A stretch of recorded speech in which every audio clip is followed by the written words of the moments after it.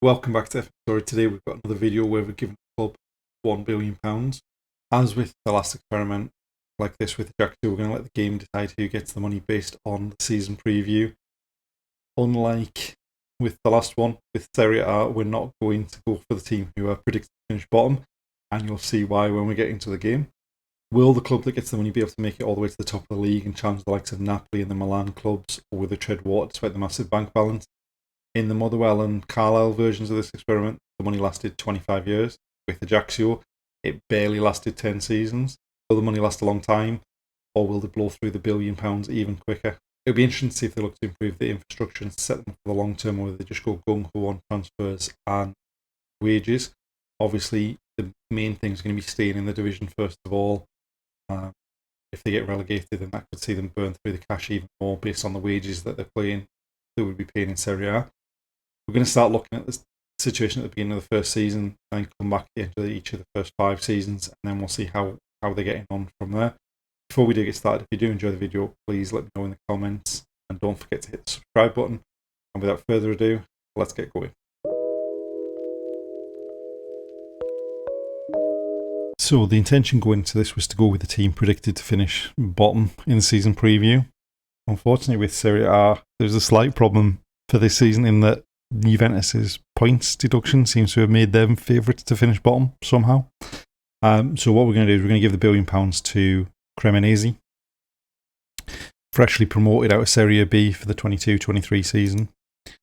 As you can see, not a great track record of winning things. Obviously, they won the Anglo-Italian Cup in 1992 and a couple of Serie C titles, but really not an awful lot there.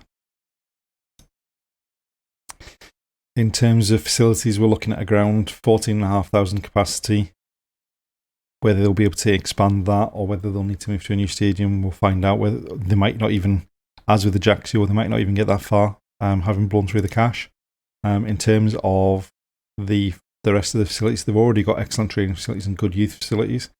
So that is potentially one area where they don't need to splash out the cash early on. In terms of the playing squad, we've got a couple of players on $34,000 a week on loan deals, and then only another couple of players above £20,000 a week. But I suspect, as with all these other experiments, that once the first season kicks off, once we get to the end of the first season, we're going to see a lot of players on a lot of very high wages. Obviously, the key thing for them, freshly promoted to Serie A, is to stay in Serie A at the end of this first season, and then they can build from there. If they get relegated straight away, then they might be in a bit of bother, and they might fire through that cash a bit quicker. And we'll be back in a second to see what happened at the end of the first season.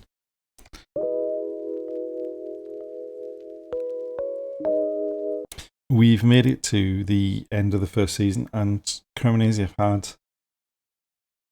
a much better season than you would have expected.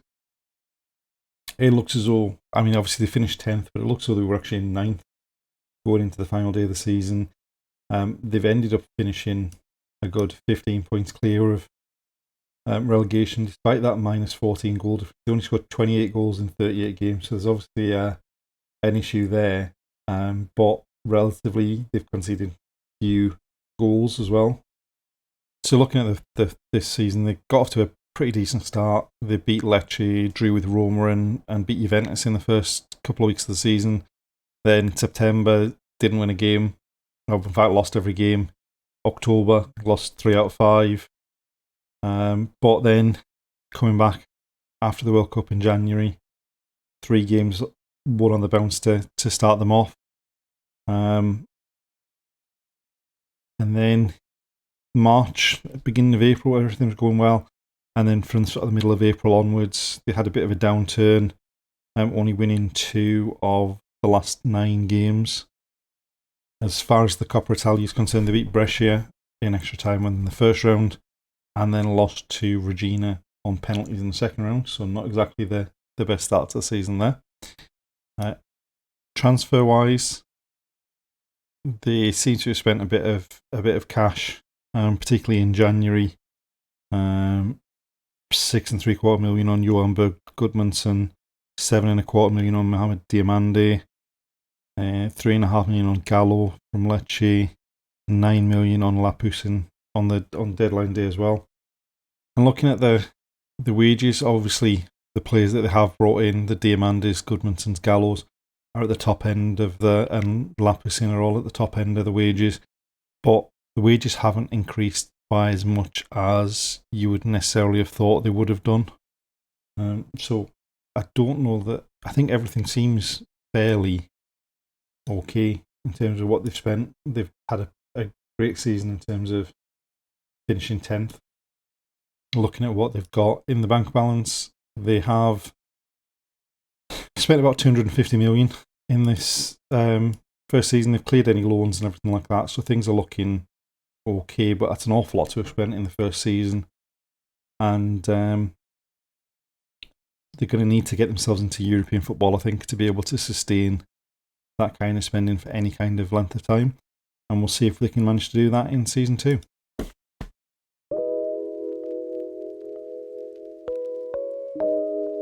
We're at the end of season 2, and Cremonese haven't been able to manage quite the season that they had last season. Obviously, last season they finished 10th on 50 points. This season they finished 15th on 38 points and avoided relegation by 1 point. Whereas last season they got off to a really good start in August. This season, not quite such a great start. And then a sort of run of games from sort of the end of September through to the middle of December where they only won 1 game. They got through the first round of the Coppa Italia against Spezia and then went out on penalties again, this time to Bari in the second round. And then in terms of run of form, sort of middle of January to the middle of February, where they lost 6 games in a row in the league. Not a great sign. And really a lot less wins than last season. A lot more sort of strings of games where they've not been able to win as well. A lot of runs with wins and with defeats and draws in them. In terms of transfers, they spent 17 million. Nothing too exorbitant. A lot of actually sort of quite reasonably priced deals as well there. In the end, it was about 14 million in a net loss in terms of the transfers. Interestingly, one of the signings from last season, they signed Johan Berg Gudmundsson for 6.75 million, and then they've sold him this season for 850,000, potentially going up to 1.1 million. Which doesn't strike you as being sort of good business sense to have spent that much money and then sell them for a lot less, a year later. In terms of wages, obviously the wages are creeping up a bit, but still they haven't gone out of control like we saw in the Ajaccio experiment, where we rapidly had players on over 100,000 a week. This time we're in season 2, the highest paid player still only on 40,000 a week. It is a 36-year-old who you would suspect doesn't have a particularly long-term future and only started half the games he played last season as well. In terms of facilities and things, nothing really changed. There's been no improvements in any of those areas. You would expect, given the transfers that the money that's spent on transfers and things like that, they'll have spent money, but it shouldn't be too much. You wouldn't have thought. Let's just have a look and see what's in the bank balance. Okay. So in the first season, they spent over 250 million. In the second season, they've spent the best part of 220 million. And I don't really know. I don't really understand where it's all going. And see how the wages match up with the rest of the division. So they're paying 26.94 million, which is 12th in the league, which is having finished 10th in the first season, 15th in the second season. You've got to stay kind of on par for where it should be. But having spent nearly 500 million in 2 seasons, they desperately need to get themselves back up the table somehow get into European football. Otherwise, at the rate they're hemorrhaging money, this money's all going to be gone by the time we get to season 5. Let's have a look and see how they do in season 3.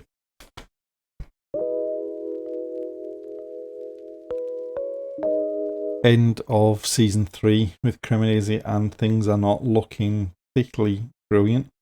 Having finished 10th season 1, 15th season 2, season 3 season finished 17th, 3 points above safety, and judging by this table, going into the last day of the season, they were in the relegation zone. The fact that they only scored 21 goals in 38 league games probably explains why they're down there. Obviously, it looks like they had a decent start to the season and then just collapsed, and then got themselves mid-table and then collapsed again. And yeah, going into the last day of the season, they were sitting in 18th position. And then they stayed up by virtue of beating Juventus on the last day of the season. And Lecce got beat 2-0 by Atalanta. How on earth did Cremonese stay up? Coppa Italia, they went a round further than they have in the first 2 seasons, finishing getting knocked out in the 3rd round by Juventus. Let's see what they did transfer wise. 13.25 million. So again, haven't spent an awful lot on players. Quite a lot of free transfers coming in there. Now we're starting to see the increase in wages. We've gone from Thomas Rincon being leading highest paid player at 40,000 at the end of last season. We've now got Okereke on 53,000, Terraciano on 59,000, Pickle on 60,000, and Bianchetti on 62,000. I mean, at least they all played a fair bit. I mean, Rincon on his 40 grand a week when he started 8 games, and is now, at least he's retiring, I suppose. In terms of 17th in the league, so 17th in the league and the 9th highest salary in the league. They're going to need to do something about this. But the way things are going, it looks as though they are in danger of slipping down into Serie B, which I think would have a kind of catastrophic effect on the bank balance. Obviously, at the end of season 2, they had just over 523 million left in the bank from the original billion. Let's see what they've got after season 3. So after season 2, I think there was just over 520 million left in the bank. So let's have a look and see what they've got after season 3. Not too bad. Only about another 70 million, which with the wages and the transfers and various other things, I can see that being a reason for that drop. It certainly seems a lot more reasonable than having lost nearly 500 million in the first 2 seasons. But the big thing now is they're going to need to invest to get themselves higher up the table, I think, because I think if they go down to Serie B, that could be the end of the money pretty quickly.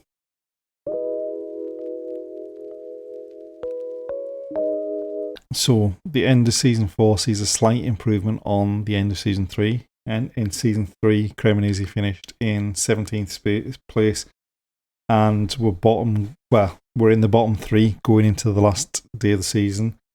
This season they've stayed up by 3 points again, but we're actually, I think, in 15th going into the last day of the season. So they weren't in any real kind of danger of going down by the looks of it. Some alarming statistics you can see from the league games. Second worst in terms of goals scored, second worst in terms of goals conceded as well. None of that would suggest it being conducive to staying up in Serie A in the long term. They did end the season with 4 defeats in a row, having beaten Juventus again towards the end of the season. But season definitely did not start well. Right towards the bottom, then picked up again fairly early on, with mid-table most of the way through the season, and then just dipped as the season went on. obviously they lost the two opening games of the season, which is what had them bottom of the table early on. But then they did pick it up and they went on a run of 12, 16 games where they only lost 4 of the 16. But then January, February, March, they didn't win a single game in the league. In fact, they only won one more game from the turn of the year to the end of the season, which was the end of April, away at Juventus. For some reason, they seem to have a bit of a hoodoo over Juventus because they beat them at home in the league this season as well. But yeah, that was a horrific run in the second half of the season, and if they turned a couple of those ones into wins, they would have been comfortably mid-table. But the goals and the goals conceded are obviously a big concern for them. They got knocked out in the first round of the Coppa Italia by Palermo as well, so no cup run to help with anything. In terms of transfers for the season, quite a few players come in. No real big. I mean, only 2 that were above $1 million. And then the rest all kind of low fees. In terms of wages, we've now got players on the wages are now getting out of control. And considering the performances that these players are putting in, I mean, in terms of the players that are above earning 30,000 or more, only 4 of them average an average rating of 7 or higher. So they've gone. I mean, they're not really spending big money on the transfers either. So they've gone big on wages to attract players to the club. But none of that is working either. Now, having seen some of these wages, I think they were 9th last season in terms of the wage spend. I would expect it to be probably a bit higher in that list now. Nope, still 9th, but they are spending $50 million a year on wages, and they're really not getting the reward for that. I mean, you look at Sassuolo, who were 5th, who spent $8 million a year less on wages. You've got Fiorentina, who were 6th, that spend less than $1 million more a year. This is going to be one of those experiments where they're going to run out of money pretty quickly. They're not going to have achieved anything. They're probably not going to get into Europe, and quite possibly they could end up in Serie B before the money runs out. But let's come back at the end of season 5 and see where things are from there.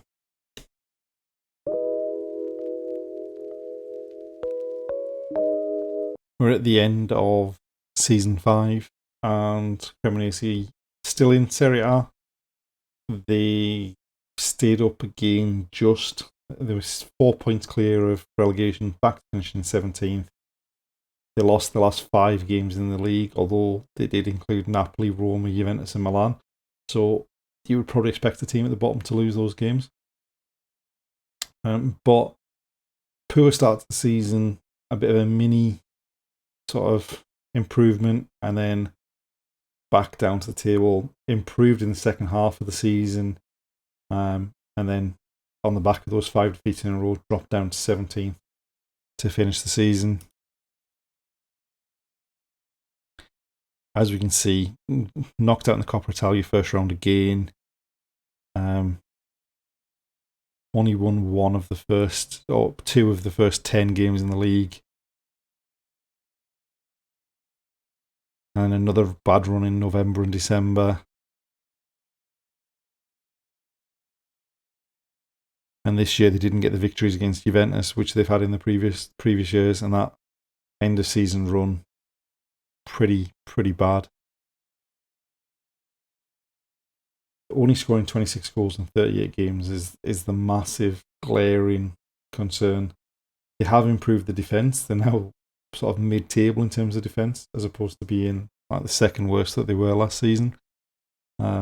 Wage-wise, they still continue to go up, and the performances still don't match, by and large, what they're. I mean, even then, the ones that have got decent average ratings barely played or came off the bench. In terms of wages, they're now paying the 7th most in the league, and purely rewarded with finishing in 17th. It's not a great sign. 5 seasons So we're 5 seasons into this, and in 5 seasons, they've blown through £681 million, and have not got anything for that at all. They've not even come close to a European spot, not had a decent run in the Coppa Italia. They've been fighting relegation every season, and yet they're paying the 7th most wages in the league. We're going to jump ahead another 5 years to the end of season 10. But if there's any money left in the bank, I will genuinely be shocked. Let's find out.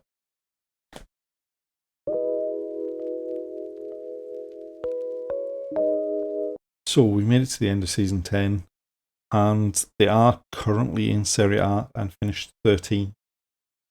What we'll do first, I'll just check the bank balance and see what's there. So, minus 20 million in the bank, and £29 million of debt. That one started in 2031.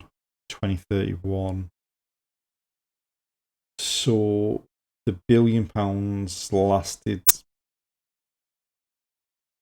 8 or 9 seasons, because they've had those loans, but they're also 20 million in debt. There must have been a fair way before they got the loans, or a fair way on before they got the loans. Let's have a look and see. Looking at the wages, the fact that the money's run out doesn't seem to have slowed down the amount they're spending on players that are not producing the goods. Two players in the squad averaging over a 7, one of whom's been away on loan, and so it doesn't count, and one of whom made 2 substitute appearances. And that's the bottom end of the wages as well. Those 2 players come under. Let's have a look and see what's happened in the last 5 years. So they did get relegated. So we left them. When we left them, they finished 17th. They had another good season where they finished 12th. Then they finished second bottom with only scoring 13 goals in the season. Then they got promoted as champions of Serie B, 16th in their first season back in Serie A, and then 13th in this most recent season. Coppa Italia really hasn't seen anything. They got to the third round 4 times and the second round once. They have burned through this £1 billion in double quick fashion, and at least Ajaccio, they went through the £1 billion in 10 seasons, but they got two European campaigns as much as it was out of it. They got to a final of the Coupe de France, whereas Cremonese have gone through £1 billion and have absolutely nothing to show for it. They've expanded the ground. The ground had 14,500 capacity, so they've increased the size of the ground. And they've also again increased the training facilities, the youth facilities, and the youth recruitment. But none of that seems to have had an effect on the pitch, transfer-wise. Let's see if we can identify when they ran out of money. So still, they've not spent masses on transfers. £1 million that season, which I think was the season that they went down. And then 37.5 million, although a big chunk of that was January and even after the season when they got promoted back up. No, that must be the season they were promoted. So the season they got relegated, they spent 37.5 million. The season they got promoted, they spent 36.5 million. the first season back in Serie A, they spent 41.5 million. And I think it's at this point that the money ran out, because in the most recent season, they spent nothing. They signed 4 players on free transfers. And that was it. And you've got to say, of these experiments we've done so far, this is probably the most disappointing. Motherwell was the real success. Carlisle at least got themselves up to the Championship from League 2. Ajaccio got to the final of the Coupe de France and played 2 campaigns in Europe. And Cremonese have finished at a highest of 12th in Serie A, despite paying wages that were... the first season they finished 10th, and then after that, the highest was 12th, despite paying wages that were easily in the top half of Serie A for most of the time that they had the money. Just like when you look at the average ratings, the recruitment obviously wasn't right. And again, they didn't spend big money on players. Like transfer fee wise, it was mostly the wages that seemed to have got out of control for them in terms of the ability of the players. But seeing as the £1 billion is now gone, that's where we'll end it.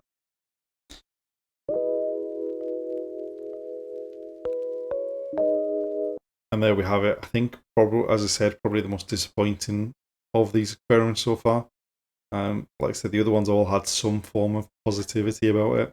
I suppose Cremonese won a trophy. You can put the positive spin on it. They had to get relegated first to be able to win Serie B. But no good run in a cup competition. No European football. Just a complete lack of goals, it looked like, based on where they were in terms of the position in the league for goal scoring. And just a complete and utter disaster. Rapidly went through the £1 billion, obviously in 9 seasons or so, and then having to take out loans. I wonder if this is going to be the trend. Now, obviously, with Ajaccio and Cremonese, they were both predicted to finish, obviously, taking out Juventus. They were both predicted to finish bottom of the division in the first season of their respective experiments, and they've both flown through that money in 10 seasons or less. Are we going to find that that's what happens in the Bundesliga, La Liga, and the Premier League as well? We'll find out in future weeks. Thanks for watching. If you did enjoy the video, please let us know in the comments. Don't forget to like and subscribe, and we'll see you next time.